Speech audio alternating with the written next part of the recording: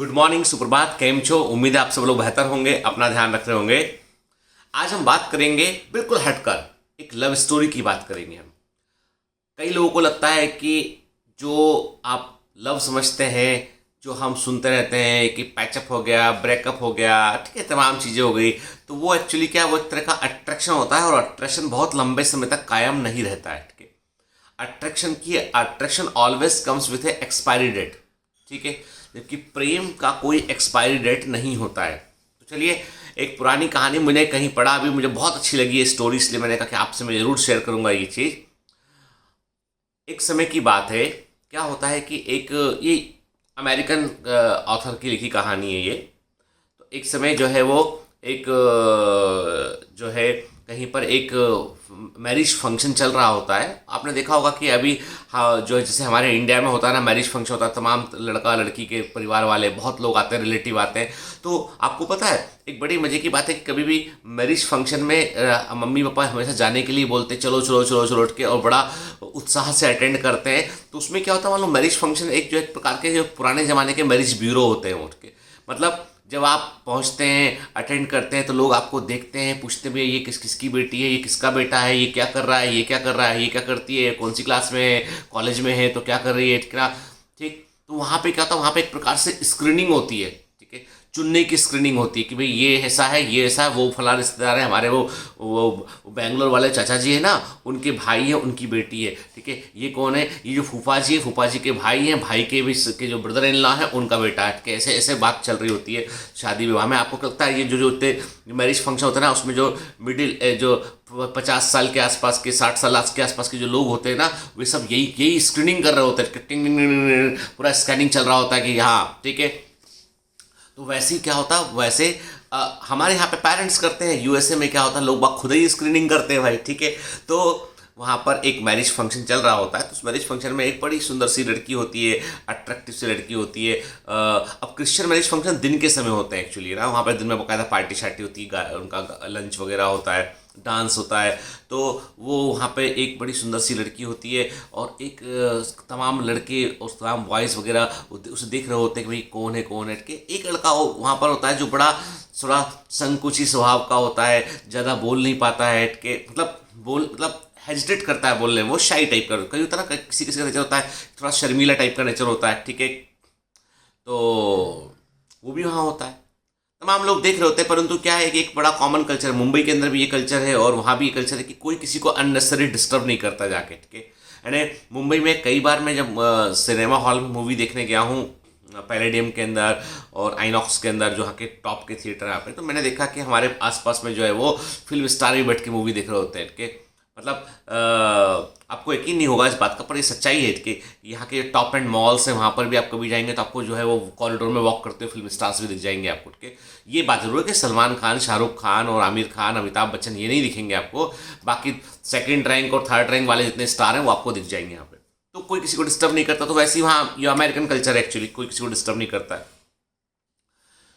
तो लेकिन वो संकुची लड़का जो होता है, जो शाई नेचर का होता है, वो उस लड़की के पास पहुंचता है और बोलता है कि हेलो। तो बोलती हेलो, क्या मैं एक कॉफ़ी के लिए मैं आपको इनवाइट कर सकता हूँ। तो अब वो लड़की को लगता तो ऑकवर्ड है उसको, लेकिन वो बोलती है कि ठीक है, बोलती है कि ओके फाइन ना, मॉर्निंग 9 AM स्टारबक्स मेरे घर के पास यहीं पर, ओके ठीक है। सिर्फ एक कॉफ़ी की बात थी, लड़की बोल देती हाँ ठीक है, चूँकि वो उसे लगता है कि कोई रिलेटिव होंगे, कोई होंगे जान पहचान वाले लड़के, और उसको लड़का जेन्यून लगता है एक्चुअली। एक होता है ना, एक होता है कि वो देख के समझ में आता है अन्य को। आपको बता दूँ मैं कि गर्ल्स है पावर टू स्कैन डाउन, कि वो स्कैन कर लेती कि ये आदमी का इंटेंशन क्या है। सिक्स्थ एक इंट्यूजन होता है उनको के, एक अलग इंट्यूजिव पावर गर्ल्स के अंदर होता है कि वो आपको देख के समझ जाती है कि आपका इंटेंशन क्या है। तो उसको जेन्यून लगता बंदा, तो ठीक है। नेक्स्ट डे वो कॉफ़ी शॉप पर मिलते हैं। जब कॉफ़ी शॉप पर होते हैं तो वहाँ पर जो है वो, अब चूँकि क्या है कि वो तो मतलब ज़्यादा अब समझ में नहीं आता लड़के को कि बात क्या करे वो, मतलब कहाँ से बात शुरू करे वो। ठीक है, अब लड़की भी सोच रही होती कि भाई ये मुझे इनवाइट किया कॉफ़ी के लिए, कुछ बोलेगा, बताएगा कुछ। ठीक है, नाम तो जान चुके थे वो एक दिन पहले ही जब उसने इनवाइट किया तभी। ठीक है, सोफिया नाम रहता है लड़की का, सोफिया नाम रहता है लड़की का, नाम जो है वो विलियम कुछ नाम रहता है लड़के का। फिर फाइनली 5 मिनट गुजर गए, थोड़ा सा अनईजी टाइप का होने लगता है ना, कभी कभी बात नहीं हो कोई और दो लोग बैठे हैं, तो वो कॉफ़ी शॉप के उसको बुला, वो तो लड़की उसको बुलाती कि वेटर को कि वेटर प्लीज़, तो वो आता है कि उससे पूछती कि कॉफ़ी लें, तो oh sure sure sure sure, ठीक है। तो वो 2 कॉफ़ी ऑर्डर करते, कैपेचिनो 2, अमेरिकन कैपेचिनो, कॉफ़ी आती है। अब लड़का जो है वो वेटर को तरफ हाथ करता, वेटर आता, जी sir, yes sir, I want some salt, थोड़ा नमक लेके आइए। सारे कॉफ़ी शॉप के लोग उसको पलट के देखते हैं एकदम से, कि मतलब जो आसपास, वहाँ तो स्टारबक्स में आसपास लोग बैठे होते हैं, देखते हैं कि स्टारबक्स कॉफ़ी का बड़ा अच्छा चेन है, ठीक है।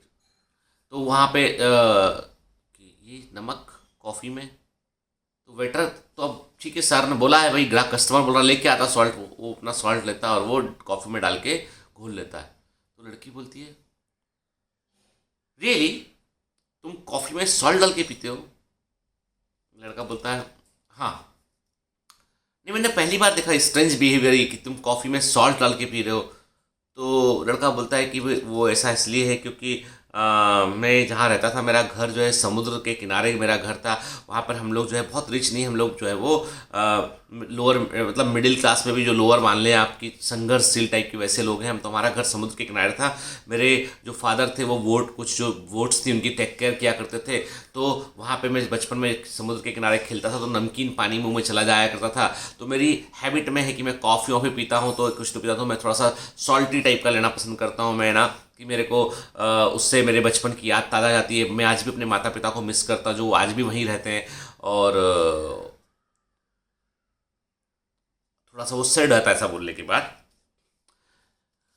लड़की को लगता कि बड़ा जेन्यून बंदा है, मतलब कि देखो अभी इतना जो है अच्छा कर रहा है, क्योंकि वो किसी मैनेजमेंट कंपनी में भी काम कर रहा होता है, और जो है अपने माता पिता की याद, बचपन की इसको आज भी याद है, आज भी टेक केयर करता है उन मूवमेंट की, जो मूवमेंट उसने बचपन में गुजारे हैं उनकी, अपने माता पिता की याद कर रहा है। जो बच्चा, जो व्यक्ति अपने रिलेशनशिप में अपने माता पिता से अटैच्ड है, अपने सब लोगों से अटैच्ड है, सबकी परवाह करता है, तो वो जाहिर सी बात है कि वो तो बेहतर व्यक्ति होगा एक, ठीक है।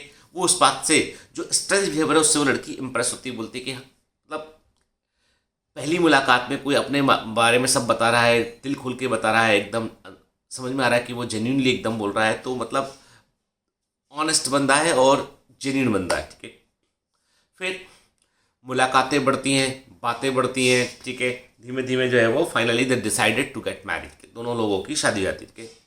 शादी होने के बाद जो है वो कई साल गुजर जाते हैं, कई साल गुजरते हैं, उनके 2 बच्चे भी होते हैं, 2 बच्चे पढ़ के बड़े हो गए होते हैं, बाहर कॉलेज वॉलेज में करने बाहर जा चुके होते हैं, ठीक है। आफ्टर 40 ईयर्स ऑफ मैरिज, शादी के 40 साल के बाद वो हस्बैंड की डेथ हो जाती है, उसके पति की। तो जब डेथ हो जाती है, उसके दूसरे तीसरे दिन जो है वो एक लेटर रिसीव होता है उसको, जो उसके लॉयर ने, वकील ने दिया होता है उसको, कि भाई आपका सारा प्रॉपर्टी जो कुछ भी था वो सब आपके नाम कर गए हैं वो, है ना। और एक लेटर दे गए थे, उन्होंने कहा था कि मेरी डेथ के बाद मेरी वाइफ को ये लेटर जरूर देना, ठीक है। तो वो लेटर खोलती कि क्या लिखा इस लेटर में, तो लेटर में लिखा होता है, dear Sophia, I am extremely very sorry to telling you the lie since 40 years के। मैं बहुत क्षमा चाहता हूँ इस बात के लिए कि मैं 40 साल से तुमसे झूठ बोलता रहा, और उस झूठ को मैं कंटिन्यू करता रहा, और वो झूठ ये था कि मैं कॉफ़ी में नमक पसंद करता हूँ। दरअसल जब तुम मुझसे पहली बार मिली, तो मैं तुम्हें देखकर, तुमसे मिलकर मैं इतना घबराया हुआ था, इतना मैं शर्मीला स्वभाव मेरा था, और मैं इस प्रकार से नर्वस हो गया था कि मैं वेटर को बुला के शुगर बोलने वाला था, लेकिन मेरे मुंह से सॉल्ट निकल गया। वेटर सॉल्ट ले आया। अब चूंकि सब लोग वहाँ देख रहे थे, तुम मेरे को बड़े गौर से देख रही थी, मेरी बात सुन रही थी, तो मुझे लगा कि यदि मैं इस समय इसको लुटाऊंगा सॉल्ट को, तुम बोलोगी कैसा कन्फ्यूज़ है, तो इसलिए मैंने उस सॉल्ट को कॉफ़ी में डाल के कॉफ़ी को पिया। मैंने ज़िंदगी में पहली बार सॉल्ट डाल के कॉफ़ी पी थी, जब तुम मिली तभी। और मैं उसके बाद, तुम हर सुबह मॉर्निंग में मेरे लिए जो है वो कॉफ़ी बनाती थी, और तुम उसमें सॉल्ट डाल दिया करती थी। मेरा कई बार मन किया कि मैं तुमसे बोलूँ कि वो उससे गलती हो गई थी, लेकिन 40 साल तक मैंने सोचा कि तुमको मैं दुखी ना करूँ, तुम्हारे मन में कोई इस बात को लेकर ऐसा ना रहा कि हमारी शुरुआत ही झूठ से हुई है। इस बात को लेकर मैं हमेशा डरता रहा, क्योंकि मैं तुमसे सच में प्रेम करता हूँ, तुम्हारा मेरा प्रेम सच में गहरा प्रेम है, और मैं तुमसे आज भी मैं उतना ही प्रेम, आज मैं नहीं हूँ दुनिया में, लेकिन तुमसे आज भी मैं उतना ही प्रेम करता हूँ। लेकिन एक बात बता दूँ कि वो जो कॉफ़ी में सॉल्ट था ना, वो गलती से डल गया था, और मैं नर्वस था इसलिए डल गया था, लेकिन मैं 40 साल तक हर सुबह हर दोपहर जब भी तुमने मुझे कॉफ़ी दी, सॉल्ट डाल के कॉफ़ी दी, और मैं उसको खुशी खुशी पीता रहा, ये सोचकर कि तुम्हें हर्ट ना हो। ये बात सही है कि मेरे माता पिता समुद्र के किनारे रहते थे, तुम मिली भी हो, आज वो दुनिया में वो भी नहीं है, तुम मेरे घर भी गई हो, आज जो मैंने कहा वो सब कुछ सही था, लेकिन कॉफ़ी में सॉल्ट वो गलत था, जो मैंने गलती से बोल दिया था। आज मैं नहीं हूँ और मेरे मन पे ये बोझ ना रह जाए कि मैंने तुमको सच ना बताया, इसलिए मैं तुमको सच बता रहा हूँ। लेकिन यदि मुझे अगला जन्म मिलेगा तो भी मैं पूरी ज़िंदगी सॉल्टी कॉफ़ी तुम्हारी बनाई सॉल्टी कॉफ़ी पीऊँगा मैं, क्योंकि मैं तुमसे प्रेम करता हूँ। This is true love actually. यानी प्रेम जो है ना बहुत गहरा होता है।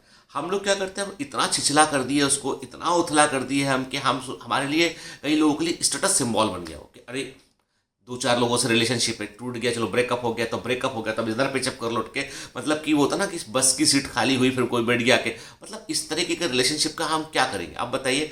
This is a American story. आपको बता दूं, मैं यूएस में कुछ समय रहा हूँ, तो मैंने आपको बता दूं कि वहाँ पर रिलेशनशिप को लेकर लोगों में ये है कि वो दे आर नॉट टेक, वो बहुत बहुत जो है वो रिलेशनशिप टूट जाते हैं, रह नहीं पाते हैं, ऐसा नहीं है। American relationship they never cheat, ठीक है, वो सच होते हैं।